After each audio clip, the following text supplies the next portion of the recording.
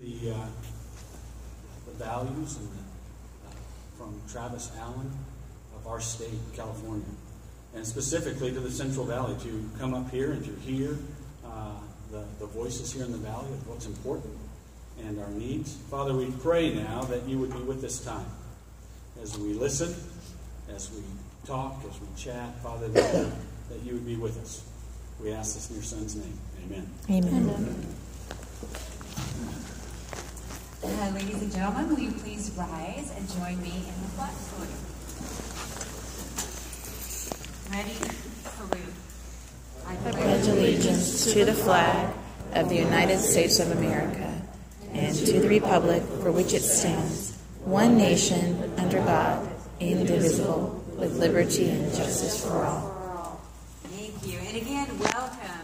I know a lot of you are here on your lunchtime or your day off, and we really, really appreciate you making the effort to attend today, and we're really excited, so let's get to it. All right. So this is not my day job, so I'm going to do the best I can. It's my privilege to introduce you a man. For over 20 years, I've been a small business owner working as a certified financial planner.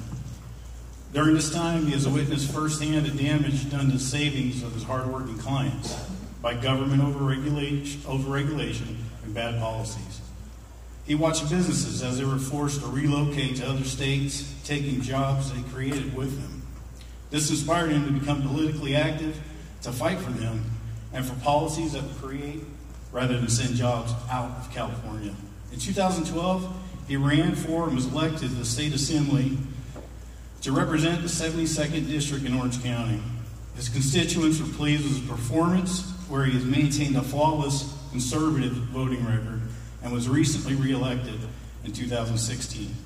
Today he's running to be our next governor of California, and he's here to speak with us, we the people. Ladies and gentlemen, please help me extend a warm welcome to Assemblyman Travis Allen.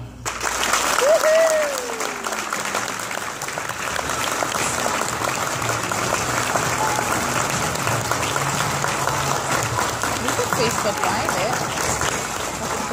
Let's hear it for Christy for setting everything up.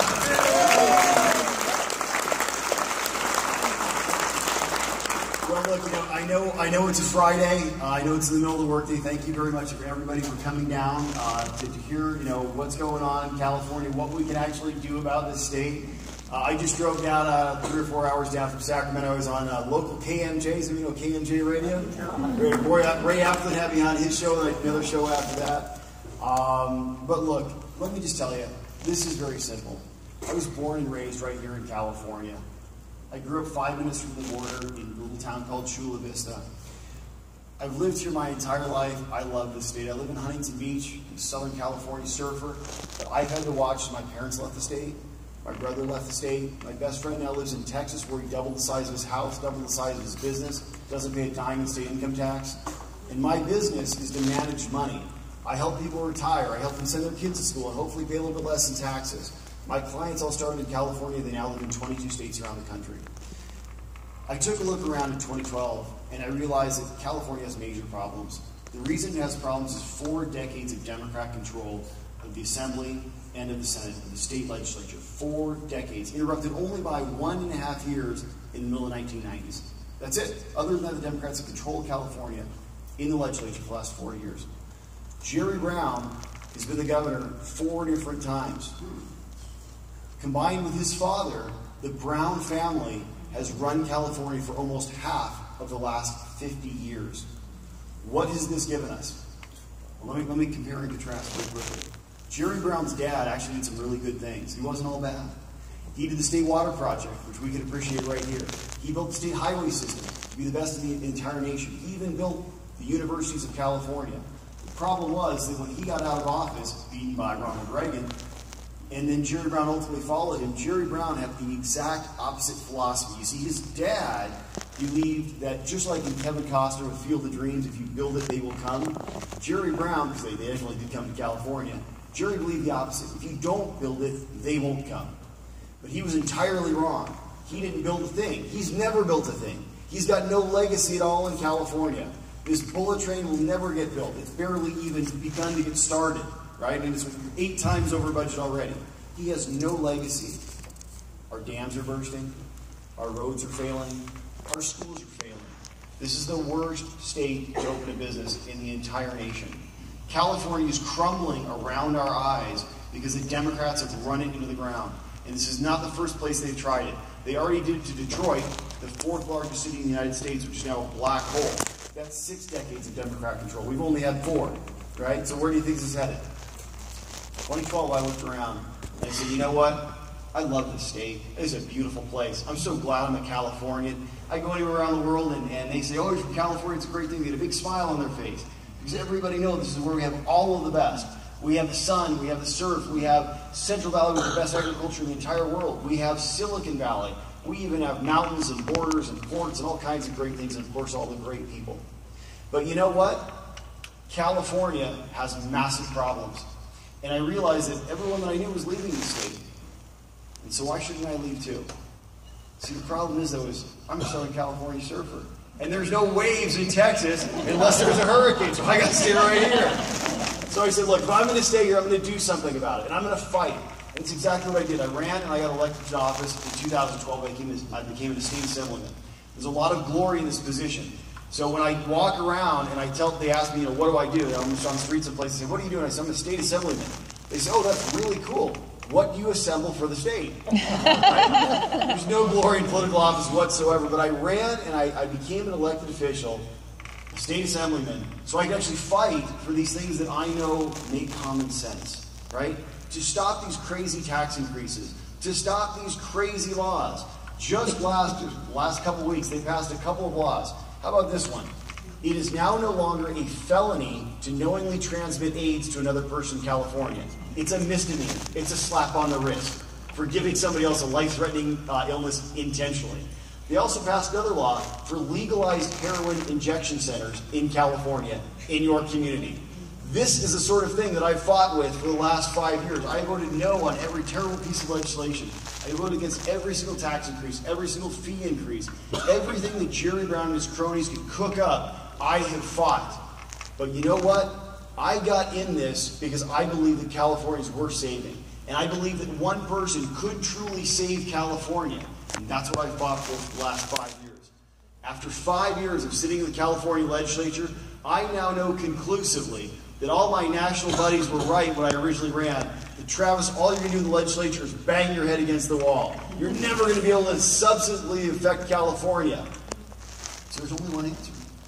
The only answer is if we want to save California, if we want to restore that California dream, we got to take the whole state back. We have to change California fundamentally, change it back to the great state that it once was and will be once again.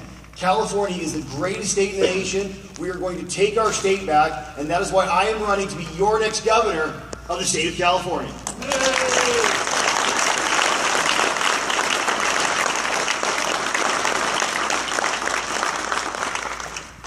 So my story in politics starts out simply enough. Look, I never wanted to be a politician. This was never my goal. It was never my aspiration at all.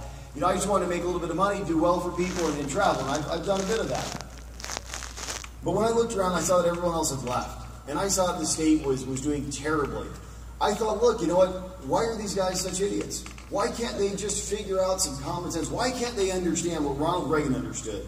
That maybe if you cut people's taxes and put just a little bit more money back in their pockets or let them keep their money, because it's their money after all, they're going to know how better to spend it than the government, whether it's the state government or the federal government, right? This is the exact opposite of what Gavin Newsom and Jerry Brown and Bernie Sanders believe. They want you to have this single-payer health care. They want you to have to go to the DMV to see your doctor, right? A plan like this would cost $400 billion every single year. That would break the state of California in the first 6 months. So I ran for office because I thought that one person could change everything. And I still believe that today. After 5 years with a 100% vote rate on every single issue you care about, I still have that same fire, and it burns brighter than ever. There is a silent supermajority in California that every day screams at their radio when they're driving down the road, that every night screams at their TV set because of all the insanity that's going on. Raise your hand if you're with me. I mean, do you see this stuff, right? Everybody, right? You know it. That's why you're here. Look, how many times you've been stuck in a conversation with your nice neighbor, your nice coworker, your nice family friend, and they're a Democrat. They're a dyed-in-the-wool liberal. And they are telling you how crazy you are. They're trying to tell you all sorts of things that aren't true. And oh, by the way, they're telling you you're in the vast minority and you will never win in this state. You might as well pack it up and go someplace else. Have you ever heard this? Ever had this conversation? Right? Right? We all have. And they're nice people, but they're wrong. They're not just a little bit wrong. They're a lot wrong. Remember what? Just a year ago, every single news media outlet, if you would have believed them, you would be absolutely convinced that what they said was true. The Republicans in the United States were dead. They were done. They were finished. This party's over. You know what? The articles just came out? The articles just came out just last week that the Democrat Party is now dead. It's finished. It's over. Pack it up and go home. We said, pack it. But how fast did this turn? It turned in 12 months.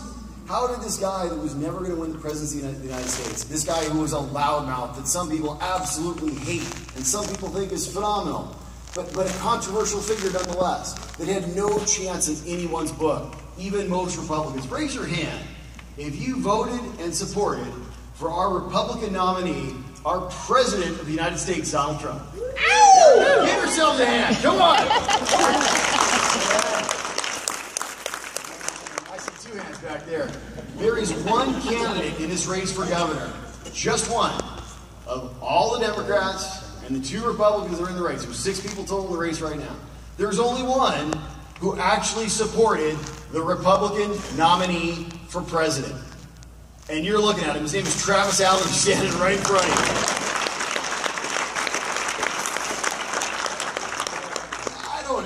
I'm not a rocket scientist, but I just don't understand how you can run to be the Republican nominee for the next governor of the state of California, and you don't even vote for the Republican nominee for president.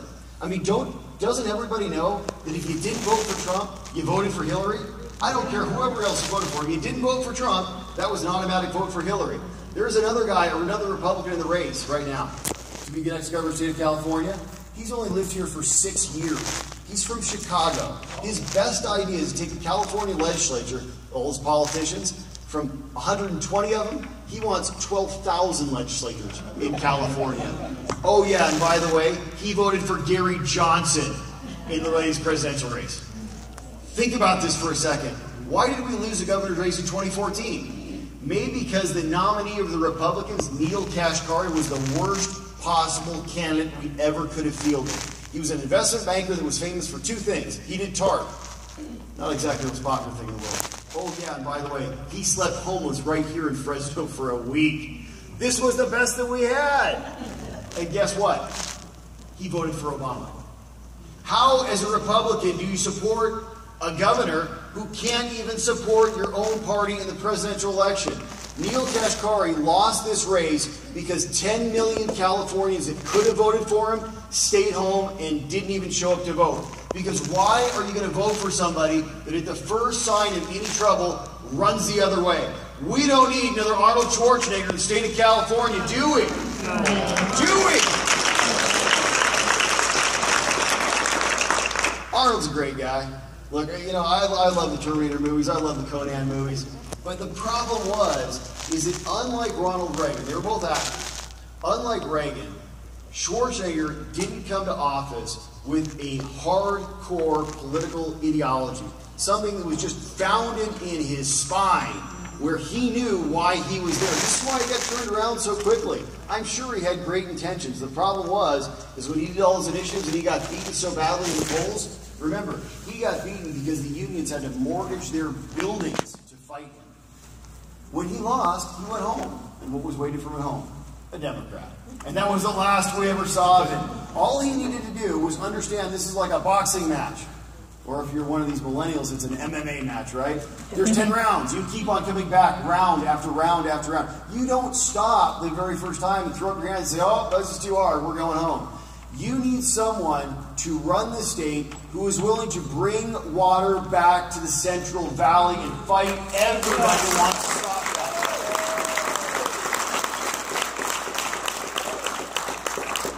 Guys, this is so simple. I've been in politics now for 5 years. I have seen behind the curtain. I have watched as they make the sausage. And let me tell you, they do it in dark, smoke-filled rooms. These are all backroom deals.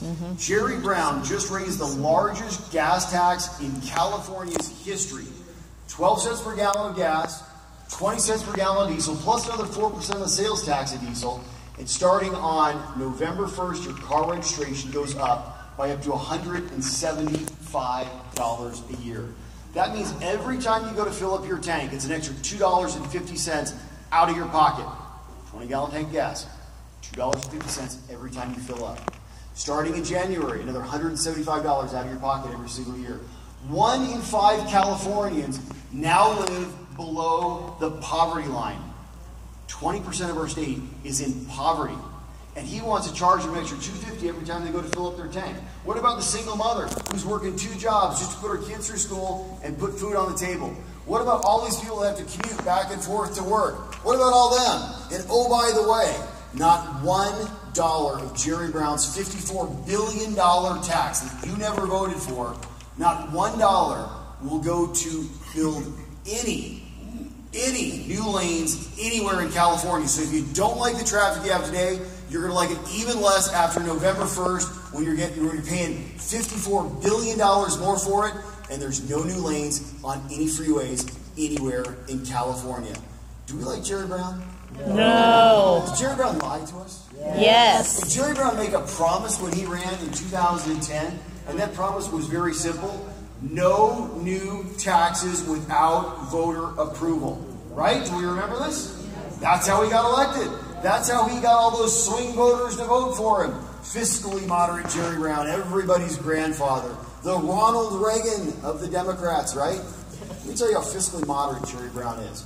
Jerry Brown, when he first got elected in 2010, took the state's general fund from $86 billion to over $125 billion today.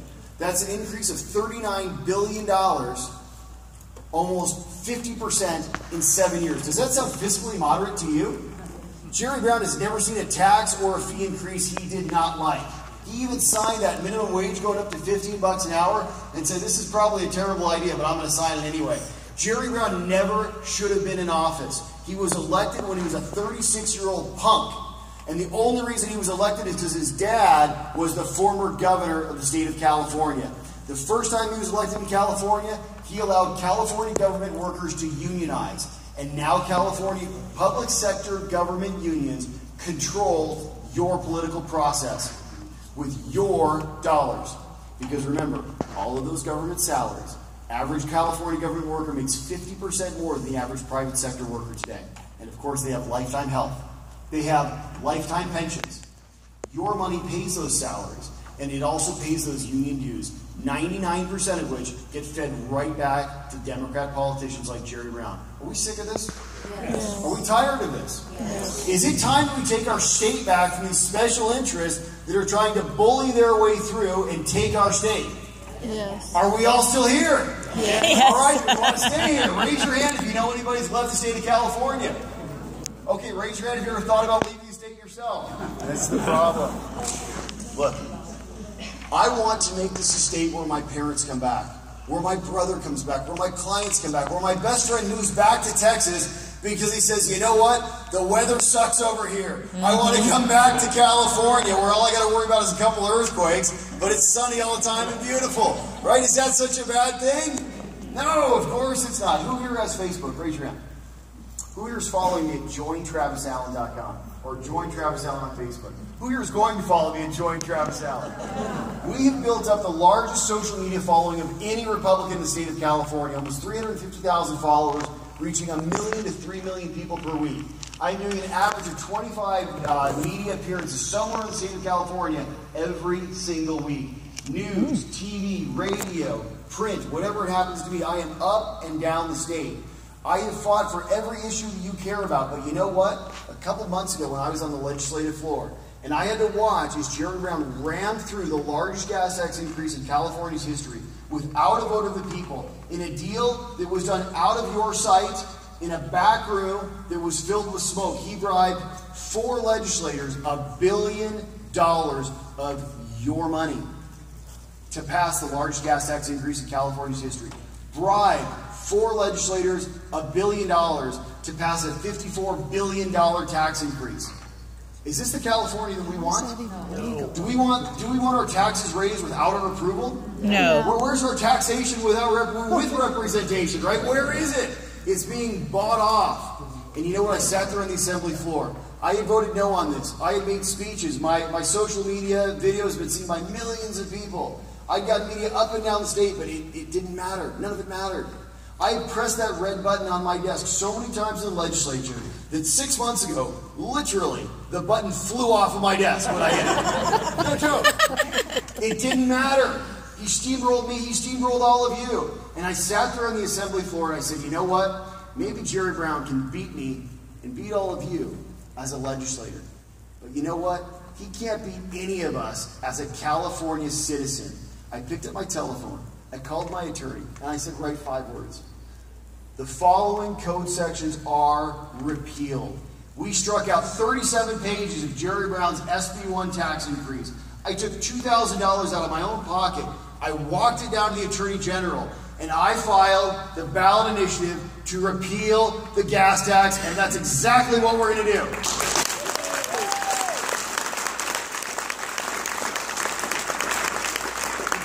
As I told you in the beginning, I believe that one person can change California, and I'm a fighter.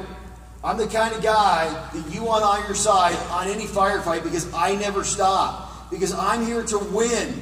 I don't believe in any of this talk that Republicans are done. I believe Trump was going to win the race because you know what? He just spoke common sense to the common people.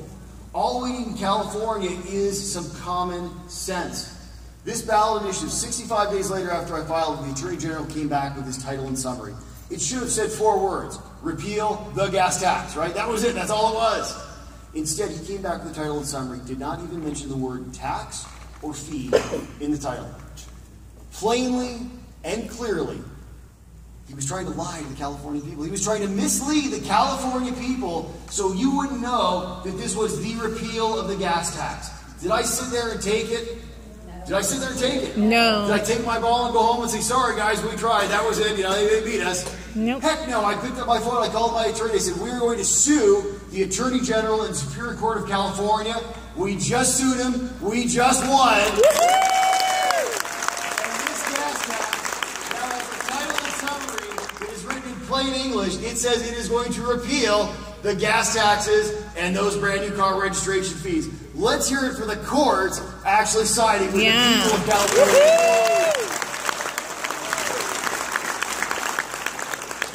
Look, this judge is incredible, but the bottom line is this judge just was doing his job. He read the law and the Constitution is clear. The Attorney General has a job to do, to provide a fair and impartial, common sense, plain English language, title and summary, which tells the truth to the California voters so they know what they're voting on. And it doesn't try to sway them one way or another. But you see, the problem is that in California, you have corruption that goes to the very top. Jerry Brown and his cronies, running out of San Francisco, have been running the state for decades. You don't believe me? Jerry Brown, Nancy Pelosi, Barbara Boxer, Dianne Feinstein, Gavin Newsom, Willie Brown. The list goes on and on and on. All of them from the Bay Area of San Francisco, running the state of California. Any of these people from the Central Valley? Nope. No. Not a one of them. Do you have enough water here in the Central Valley? No. Well, they got plenty of it up in San Francisco. That's where it all washes out under the Golden Gate Bridge. Are we tired of that? Yes. Yeah. Is it about time we build storage projects up and down the state of California? We don't got to steal Northern California's water. We don't have to drain the Delta. We need water storage right here. Is it about time we build Temperance Flats? Yes. Right? Water that it finally needs so we can double, triple our agricultural output. Is it about time we get the Central Valley working and growing food again? Yes! Come on, guys, who doesn't like fresh food? It comes from right here, make no mistake. The market. All you gotta do, that market, thanks. All you gotta do is turn the water on. And literally, this is money. Water is money. You put it in the ground, the crops come up, you make money. The farmers make money, the people get great food, and guess what? You get full employment again. You don't need a bullet train to nowhere. No. That no Californians will ever ride. No. No. We need water. There's one person in the race that's talking about Central Valley water that's actually going to do something about it. It ain't going to be Gavin Newsom, bought and paid for by the Sierra Club. You know what? I actually used to be a Sierra Club member. You know when I stopped? I gave them $25 a year or something like this. I stopped when they sent me an email saying, vote for Barack Obama. I said, wait a second, what the heck does that have to do with being nice to trees and loving the environment? Right? This is a straight up political message. This is what they've turned into. The Sierra Club was started by Republicans. But all these institutions, these extreme environmentalists have been taken over by people that don't want to build anything anywhere. They think people are the enemy of everything that's good and right in this world. That's why they want to steal your water. It's not about a 1-inch bait fish in the Delta. It's not about the Delta smelt. It is because they don't want you living in a nice home, growing your crops. They want you to live in these tight little cities. They want to take away your cars. A legislator just came out, I think it was just this morning, wrote a law. He wants to get every single gas and diesel car off the road by 2040. He wants to ban every gas car by 2040. Where are they going to get their gas taxes from? Right? Where are they going to tax next? So listen. One person changes everything in California. I wrote this repeal of the gas tax. I'm giving you the ability to stop this tax. I'm giving the people of California the ability and the right to decide if they want to raise their taxes. But I'll tell you this, plainly and simply. If you're going to raise my taxes, you better show me something for it. If you're going to raise my taxes because you're actually going to expand our freeways in California so we can get out of the worst of the nation traffic, you know what, maybe I'll listen to you. But when we're already paying the highest taxes, among the highest taxes in the nation, when our gas is second in price only to Hawaii because they got to ship it in over there, there is a problem here. We are sitting on an ocean of oil and gas. California has more oil and gas than Saudi Arabia. Think about this. Who does the state of California belong to? People. It belongs to us. It belongs to the citizens of California. This is your oil and gas. Trillions of dollars that sit below your feet as we speak right now. And why shouldn't we be using it? We import 70% of our oil and gas. We should be using 100% of ours. We have so much that we would be entirely energy independent.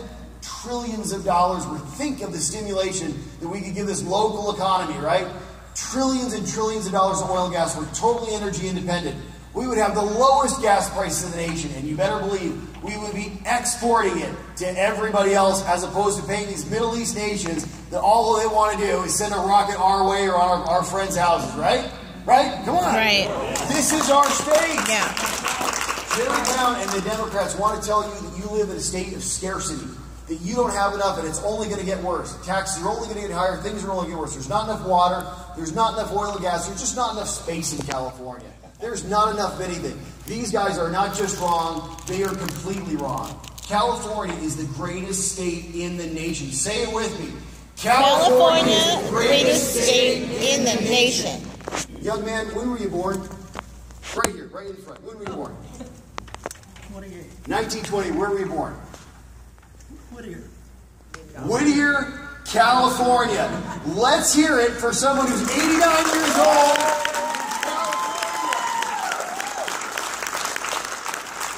This state has enough of everything you could ever possibly need and want in this life? The state is absolutely fantastic. You better believe it. Look, there's one guy in this race that wants to deliver that for you. And let me tell you, the governor of the state of California has all the tools to do it. You see, this is what the Democrats forget. In their arrogance, they think they're going to control this office forever. So what do? They imbue it with this incredible power. The governor of the state of California vetoes any bad legislation. Number one.